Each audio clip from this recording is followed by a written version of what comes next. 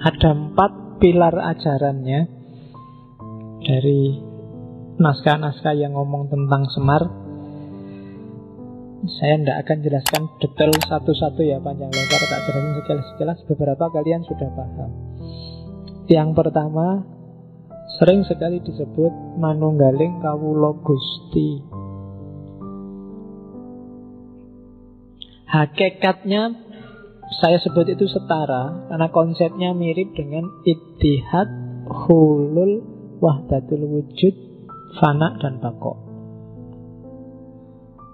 Ittihad itu dari bawah ke atas. Jadi ittihad itu usaha seorang hamba untuk menyatukan diri dengan Tuhan. Jadi bersatu. Kalau sudah bersatu ya biasanya manusianya hilang. Kancanya lawannya ittihad itu hulul. Kalau hulul dari kata-kata hal lah. Kebalik, kalau hulul Tuhannya yang masuk ke dalam diri manusia. Tuhan merasuki manusia. Kata-kata merasuki ini sering banget disalahpahami, terus dianggap manusianya jadi Tuhan. Sebenarnya nggak serumit itu.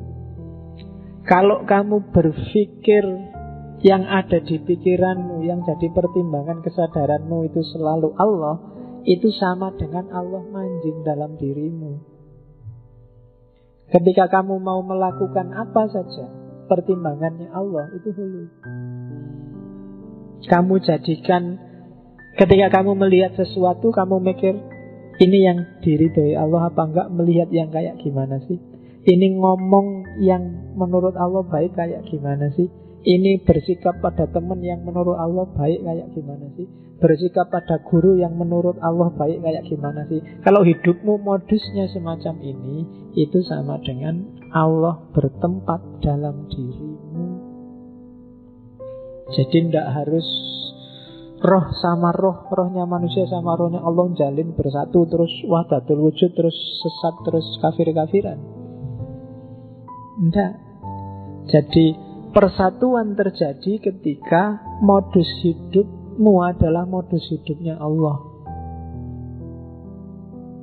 Berarti kamu sekarang sudah jadi manusia Allah, manusia langit. Karena orientasimu selalu ke atas. Nah itu gampang-gampangannya itu. Dan orang yang bisa menghayati kehadiran Allah dalam hidupnya ini, bisa kamu sadari, kamu hayati, itu rasanya nikmat luar biasa. Itu yang bikin para sufi sering tidak mau kembali dari wilayah ini. Kadang-kadang terus ngomyang disebut satohat. Aku jatuh cinta sama Allah, indahnya dekat sama Allah. Karena dia merasakan sendiri Allah hadir dalam hidupnya. Oke, yang semacam itu namanya manunggaling kawula Gusti. Kita ini hamba. Manunggal dengan Tuhan kita berarti apa? Lenyapkan kepentinganmu, yang kamu bunyikan kepentingan majikanmu. Buruh itu kan, kalau mungkin kamu, pokoknya analoginya juragan sama buruh. Yang ada di pikirannya buruh itu kan selalu kepentingannya juragan. Kalau buruh itu masa apa ya enaknya hari ini, itu kan tidak mikir kesenanganku apa, tapi kesenangannya juraganku. Juraganku sukanya aku bersihin kamar jam berapa, juraganku sukanya menoto kasure kayak gimana, juraganku sukanya dan seterusnya. Yang ada di pikirannya hanya kepentingan majikannya. Kondisi semacam ini disebut manunggaling kawula Gusti. Jadi modenya semacam itu. Ya kalau itu kepemimpinan berarti jangan khawatir. Kalau kamu abdikan hidupmu pada Allah, sebaliknya Allah nanti yang memperhatikan hidupmu. Kamu gak usah khawatir nanti saya makan apa, jangan-jangan kakean sholat nanti saya ndak sempat kawin Pak, kakean poso nanti saya ndak sempat kerja Pak. Kalau kamu abdikan hidupmu untuk Allah, jangan khawatir, Allah yang ngopeni hidupmu. Dan level ini jalan sedalam penghayatanmu. Kalau kamu ragu-ragu, Misalnya kamu hanya yakin mode ini 10%, ya Allah akan main di hidupmu 10%. Kalau kamu yakin mode ini 20%, ya mainnya Allah dalam hidupmu 20%. Kalau kamu memperhatikan kepentingannya Allah 20%, Allah memperhatikan kepentinganmu 20%. Manunggalnya semacam itu. Kalau kamu bisa 100% lebur, maka kamu jadi manusia langit, manusia Allah. Itu manunggaling kawula Gusti. Oke, itu kalau di kitab-kitab biasanya jelimet. Sebenarnya maknanya simpel. Pakai analogi tadi, juragan sama pembantu. Terus pilar yang kedua.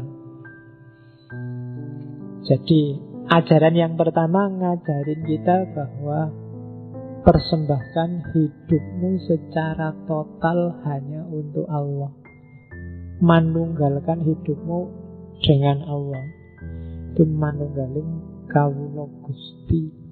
Inna sholati wa nusuki wa mahyaya wa mamati lillahi rabbil alamin. Persembahkan hidupmu, ibadahmu, hidup matimu hanya untuk Allah. Oke, yang kedua, jadi hiduplah dengan kesadaran manunggaling kawula Gusti. Kesadaran bahwa semua makom hidupmu itu adalah ibadah karena kamu sedang manunggal dengan Tuhan. Bahkan ada cerita Semar itu 100% hidupnya adalah sembahyang.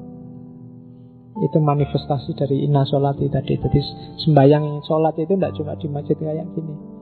Ketika kamu naik motor, ketika kamu belajar, ketika kamu sekolah, ketika kamu di kamar mandi, itu sebenarnya manifestasi persembahkan semua itu hanya untuk Allah. Kalau di fikih, semua aktivitas kita harus ibadah. Berarti dipersembahkan untuk Allah. Berarti modusnya adalah kamu carilah Allah ridho yang kayak gimana. Sehingga di situ terus positioningnya kamu harus cari ilmu biar ngerti mana yang diridhoi Allah, mana yang tidak. Putar-putarannya nanti di situ. Yang kedua, sadarilah sangkan paraning dumadi. Hakikat hidup ini dari mana dan mau kemana. Itu namanya sangkan paraning dumadi. Keberadaan manusia di dunia ini. Dunia ini namanya alam madya. Sebelum kita hidup sekarang ada alam purwa. Hidup yang akan datang namanya alam wusono. Jadi roh kita itu sebenarnya menempuh perjalanan yang sangat panjang. Hari ini kita ada di level perjalanan fase tengah-tengah. Karena sebelumnya ada, sesudah nanti ada. Maka di Jawa dikenal urip iku koyok wong mampir ngombe. Sekedar mampir sebentar terus melanjutkan perjalanan lagi. Jadi kayak kalian pulang kampung di tengah jalan mampir di warung. Nah itulah dunia. Jadi berarti dunia ini bukan asalmu juga bukan tujuanmu. Jangan sampai kamu menjadikan dunia saat ini sebagai tujuan. Karena begitu kamu jadikan tujuan, kamu sedang keluar dari jalur sangkan paraning dumadi.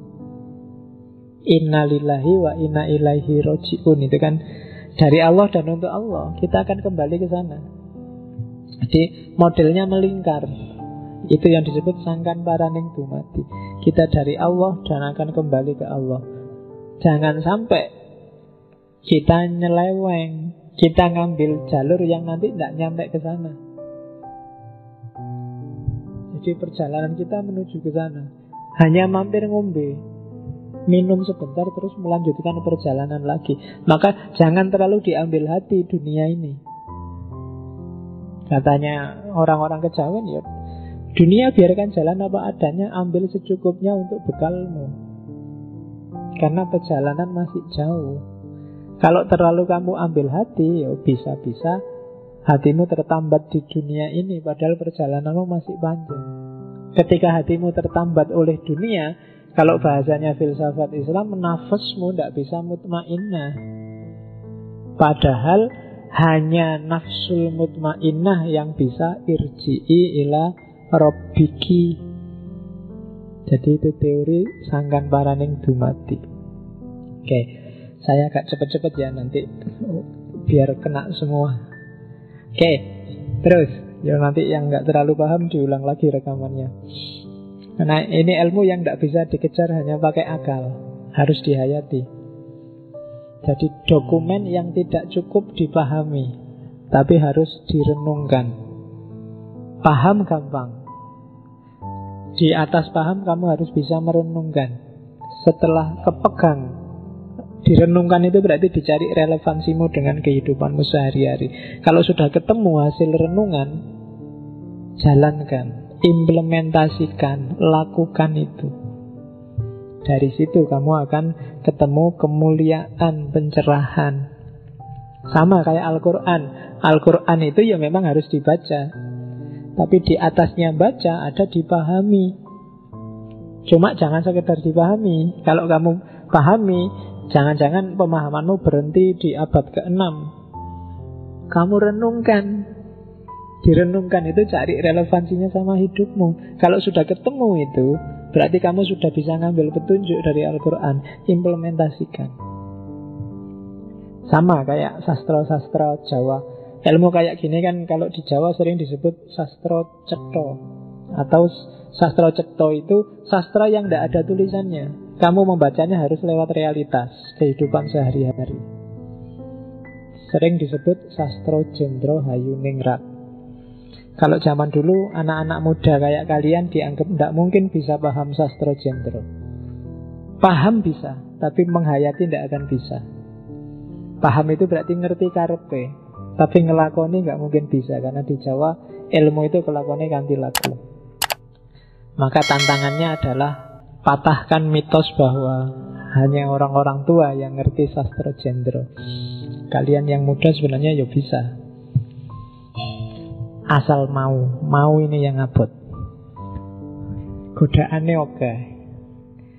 Kamu selalu diiming-imingi oleh besok kerja apa, besok dapat pacar apa enggak, pacarnya jelek apa enggak, terus bisa kaya apa enggak, bisa beli mobil apa enggak, kurang punya rumah apa enggak, dan seterusnya. Itu yang sering bikin kamu terhalang. Jadi hijabnya dunia. Bahkan hari ini kayak ramalannya Nabi, hijabnya bahkan muslim yang lain. Al-Islamu mahjubun bil muslimin. Gara-gara orang Islam kamu tidak paham Islam yang benar itu kayak gimana. Karena kamu selalu kejebak. Loh, jangan-jangan Islam yang itu. Oh, jangan-jangan Islam itu. Islam yang ini kayak selalu gitu. Kamu kejebak stereotype, mainstream, sehingga kamu lupa kesejatiannya Islam.